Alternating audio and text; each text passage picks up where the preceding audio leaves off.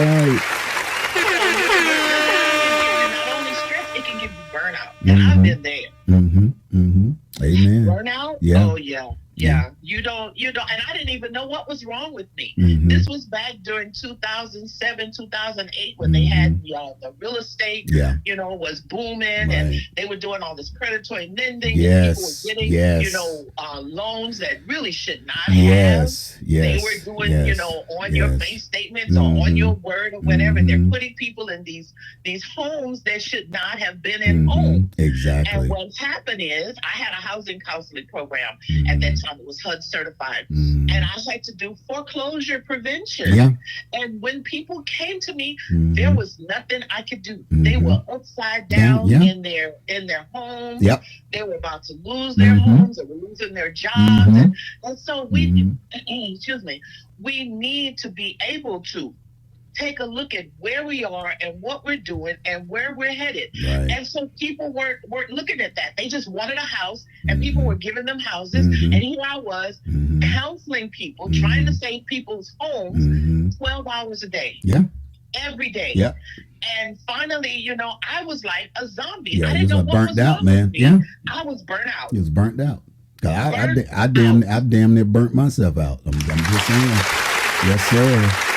Burnt out. Yep. You don't have the desire to do anything, no Mm-hmm. motivation. You don't want to go nowhere, do nothing. You Mm-hmm. can't sleep at night. Mm-hmm. You just burnt Burnt out. You out. can't go And any further. yeah, So let me- your job, even though I loved what I did, mm-hmm. because I was overwhelmed with the Mhm. amount of people that were losing their seeking houses. my Yeah. help, Yeah. I got burnt out. Yeah, you got burnt out. And let me just say this to a lot of you guys, what you guys don't understand. Because a lot of you probably never got to that point of being burnt out. I have, just like you were just saying, Ms.C, I have. When you're burnt out, you have a very, very low tolerance for foolishness because your mindset is so been through such a traumatic situation that anything that sounds crazy, looks crazy, it's got to go or you out the door. No, and that's real talk. That's real talk. That's real talk. Yeah.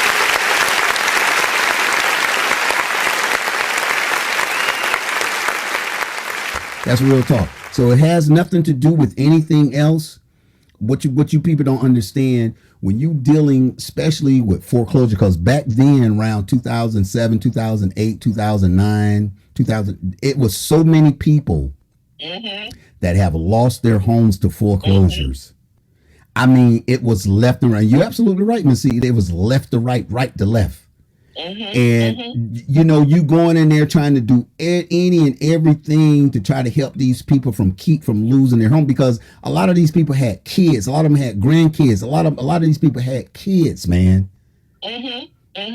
And they would come to my office and we would be sitting there crying together. Yeah. I knew there was nothing I could do to help yeah. them. And so when you start and people see, the sad part about this is that it reminds me of what we talked about last Thursday in Mindset Ministries with Bishop T.D. Jakes. He says, no receipts, okay, no respect. You don't have no wounds of what you have been through, then you cannot get the respect or understand why people are the way they are. Okay, and this is what I've been saying to you guys for all along over here to Cool Rhythms 98.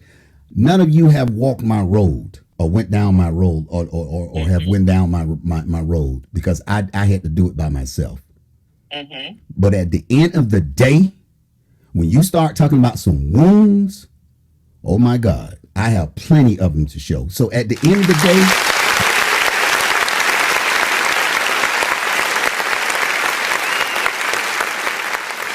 this is why I don't like the nonsense. This is why I can smell the bull. This is why I can peep the bull.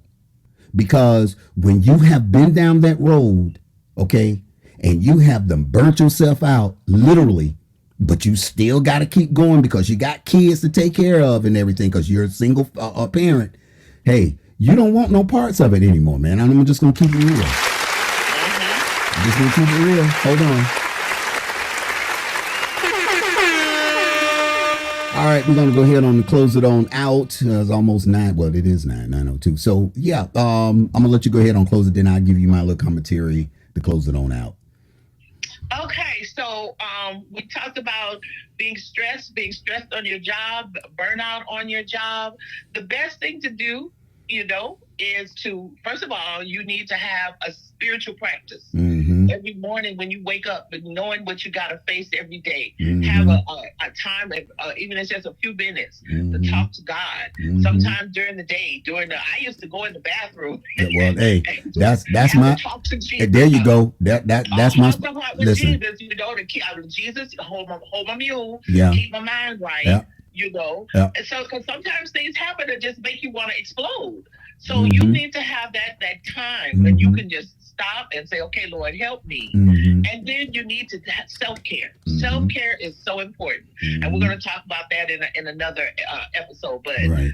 Taking care of yourself, taking time. I know I used to, excuse me, when I was a single mom, Mm-hmm. I would have my spa time in my own bathroom. Right. I would go in there and make it smell good, burn the candle. Mm-hmm. And I would tell my kids, and if you come to the door, it better be blood coming under the door.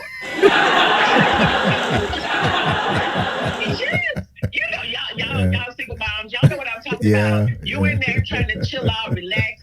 The kids start fighting like cats and dogs. Yeah, boy. The dog is chasing the cat. So I would tell my kids, unless you bleed and I can see the blood coming under the door, until mommy comes out. Go and sit by the ocean and just listen to the waves. Yeah. You have to do something to bring yourself back to center, because all these things make us misaligned and out of center and out of focus. Yeah. So you have to take care of yourself. You can't take care of me if you haven't taken care of you first. Well, this is what I'm trying to say. This is what I'm saying, man. Hold on. Let me start out. This is what I'm saying.